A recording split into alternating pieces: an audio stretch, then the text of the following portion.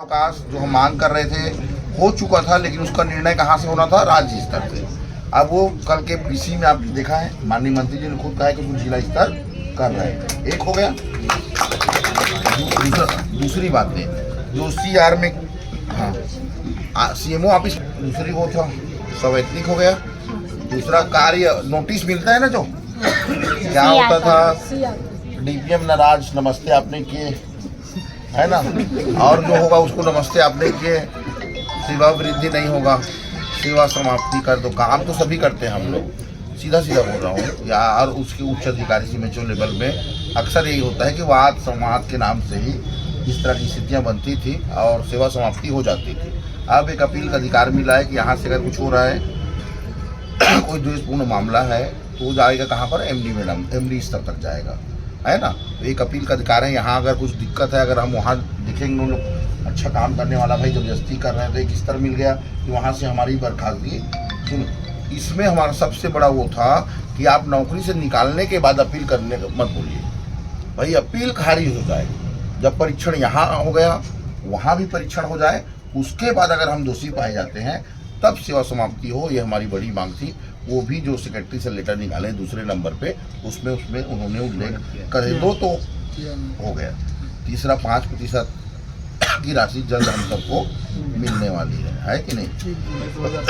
अब 23 से देखो भाई, शासन हम प्रशासन के सभी चीज़ों पे हमको नजर अभी भी रखना, ऐसा नहीं है कि नहीं?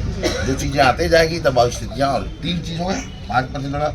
चौथा बीमा की बात, कैशलेस 5 लाख का बीमा। हमारी आपत्ति थी आयुष्मान कार्ड की में क्या स्थिति हम सब जानते हैं, वो निजी दिया जाए तो ये भी होने वाला है।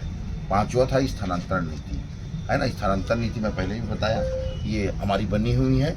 इसमें पति पत्नी म्यूचुअल ट्रांसफ़र, गंभीर बीमारी, माने हमारा फोकस ये था कि आप अपने लिए तो कर लेते हो ट्रांसफ़र, इसको हटा दो, उसको ले आओ, उसको ले आओ, लेकिन हमारे जो ज़रूरतमंद हैं, पति पत्नी अलग हैं, बच्चे का देखभाल नहीं होगा, मैंने ऐसी चीज़ों को भी हम ये नहीं बोल रहे कि सबका कर दो, लेकिन एक क्राइटेरिया होना चाहिए ना, जैसे रेगुलर में होता है। तो ये मांगों पर ये 5 मांगे हो गई। 6वीं मांग जो थी ग्रेड पे की, जिस पर लगातार गतिरोध था, लगातार अधिकारियों के द्वारा इधर उधर क्यों किया जा रहा था आप सब लोग जानते हैं। इस पर भी माननीय स्वास्थ्य मंत्री खुद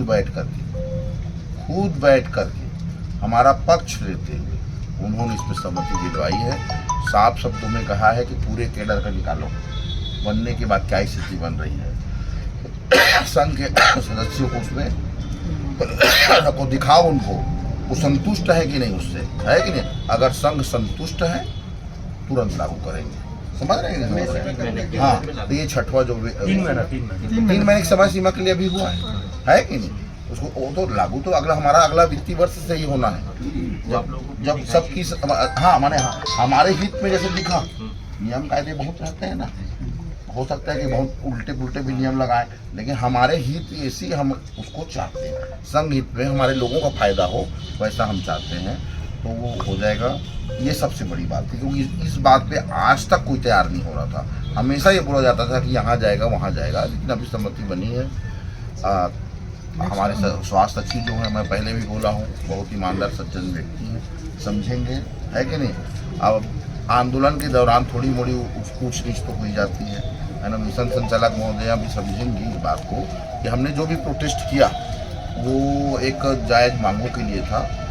थोड़ा मोड़ा ऊपर नीचे होगा, उसके लिए माफ़ी भी मांगते हैं, नहीं कोई दिक्कत नहीं होता है, लेकिन हमारी बड़ी बहन की जैसी है कि नहीं, तो माफ़ी मिलेगा हमको, ये सब जानते हैं। तो कुल मिलाकर के इतने बिंदु पे हुआ है, अनुकंपा जुड़ा हुआ है ना, उस पर थोड़ा सा विचार चल रहा है ना।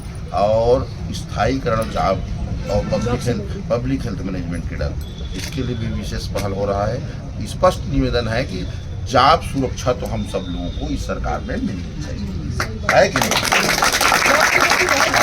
अगर जॉब की सुरक्षा मिल गई तो एक तरह से आप हर साल जो डरते रहते हैं ना, वो डर खत्म हो जाएगा, है कि नहीं। तो वो मुझे लगता है कि हम अगर ऐसी एकजुट लगातार बने रहेंगे ना, तो वो हासिल कर लेंगे, है कि नहीं। तो अभी तक के आंदोलनों का सार यही है, आप सब पूरा बहुत मेहनत किए लगातार, किसी के पास पैसा नहीं है, किसी के पास घर परिवार की स्थिति है। हाँ, हड़ताल अवधि का पेमेंट देखिए आज